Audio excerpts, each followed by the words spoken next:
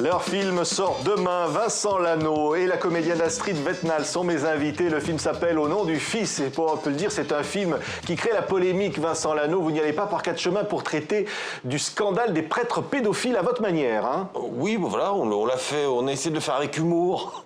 C'est-à-dire, on traite plus du silence de l'Église que de la pédophilie dans l'Église elle-même, mais il fallait en parler et on avait envie d'en parler, de faire fort, donc on l'a fait sous forme de pamphlet. Oui, alors c'était un film belge qui a donc été présenté au Magritte dans de nombreux festivals. Il était difficile de le sortir en France. Vous qui interprétez cette femme qui travaille dans une radio catholique et qui voit son enfant victime d'un curé pédophile.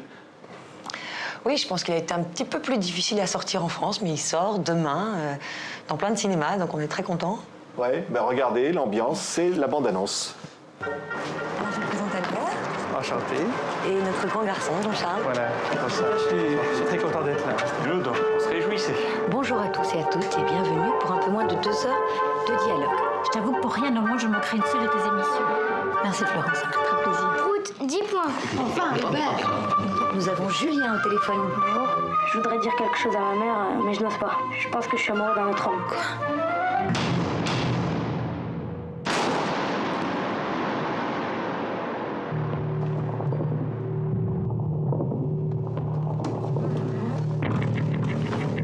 Le royaume de Dieu est au-dedans de nous. Ton fils, c'était un incapable, efféminé. Cette épreuve va te rapprocher de Dieu. Tu as de la chance finalement. Dois-je vous rappeler qu'en accusant sans preuve le vicaire Achille, vous commettez le péché de médisance. J'étais prise pour une pisseuse, madame de la radio.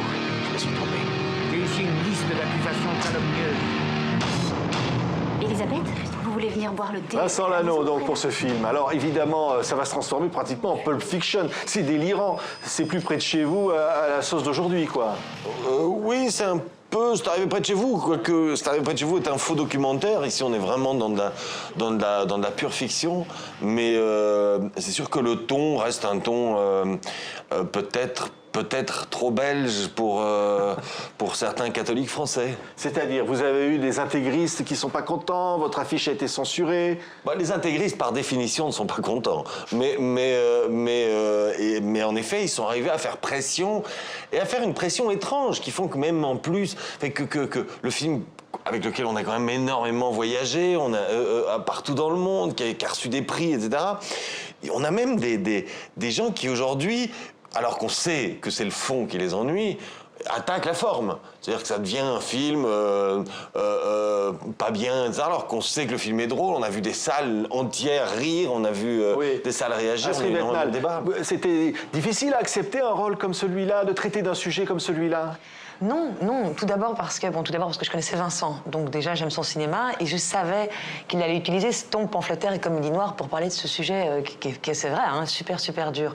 Mais surtout parce que le film n'attaque en aucun cas la religion catholique, ni même la foi. Elle attaque juste les extrêmes, les déviances. C'est pas anticlérical, on va dire. C'est en tout cas pas anti-religion, anti-catholique, comment tu dirais ça, toi? Non, c'est pas anticlérical, mais ça attaque, oui, ceux qui prennent du pouvoir et qui en profitent, par exemple. Oui, alors, on va revoir, pendant qu'on parle ensemble, Vincent Lano, des images de ce film, je disais, elle se transforme en Pulp Fiction, c'est-à-dire qu'elle va se venger de la manière la plus terrible de ce qui lui est arrivé. Elle va les exterminer les uns après les autres. Oui, bah ça va être son plus grand problème, d'ailleurs, parce que elle va en effet, elle va entrer dans une violence assez terrible, et cette violence, évidemment, ne résout rien, et même a tendance à foutre un petit peu plus le désordre autour d'elle. Oui, c'est une forme de...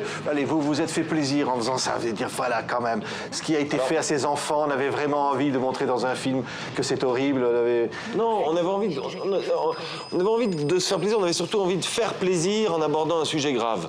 Si on est obligé d'aborder les sujets graves de manière au premier degré, sans la satire, sans rien, moi je comprends pas l'intérêt. Chaplin a abordé le Troisième Reich dans Le Dictateur avec humour, ou aborder la faim, le chômage dans les temps modernes avec humour, pourquoi pas le faire? Molière abordait les problèmes de pouvoir avec humour, pourquoi ne pas le faire aujourd'hui encore? Oui, alors il y a de l'humour, mais il y a évidemment du fond, Astrid. C'était important de porter ce message au nom des victimes. Oui, moi je suis en tout cas, moi, personnellement, extrêmement choquée du silence, oui, de l'Église et du silence judiciaire autour de cette affaire, c'est sûr. Et puis, c'était aussi, parce que vous m'aviez demandé quand j'ai accepté ce rôle, c'est aussi un magnifique rôle, je trouve, dans un très beau film, et c'est un vrai cadeau que Vincent m'a donné. Mais c'est vrai qu'on ressentait sur le plateau, tous, je pense, toute l'équipe, une urgence à parler de ça. Mais en Belgique, on a eu des affaires qui sont sorties, et puis pas sorties, puis à moitié sorties ces dernières années. Et donc, oui, je crois...